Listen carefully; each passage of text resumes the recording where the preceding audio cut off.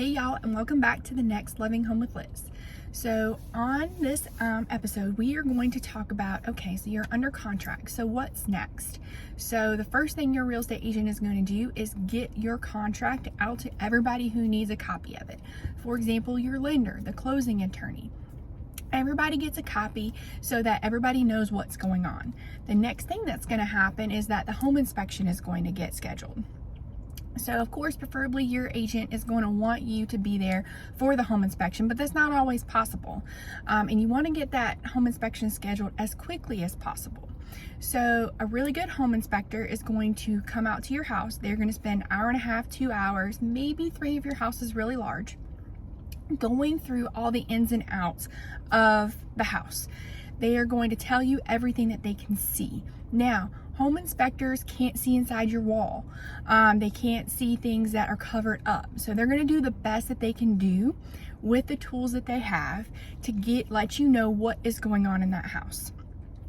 And a lot of home inspectors now have a lot of technology that allows them to be able to take pictures and get you all of that data and that home inspection report, which can be anywhere from like 40 to 60 pages within 24 hours, which helps really in this market to be able to have that information really quickly so you can decide if you want to continue to move forward with purchasing the house.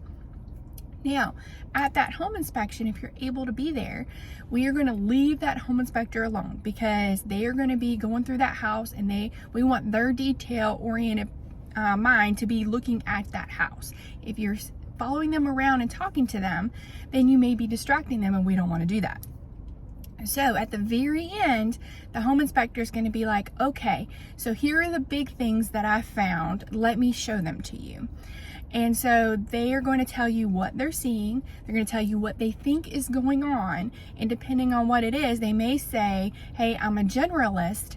I feel like, hey, maybe you should get a specialist out here to come and look at the roof, or to come and look at the HVAC, or to look at the foundation of the home.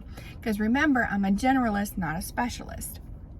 Or he could simply say, hey, I haven't found anything wrong with the house. I think it's great. You should be moving forward if you like everything else to do with the house.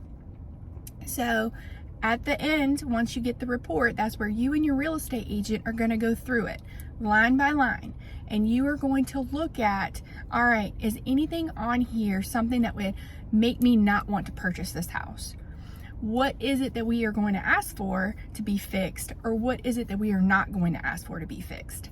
Now, in this market, I highly recommend that you only ask for big things. It is a seller's market.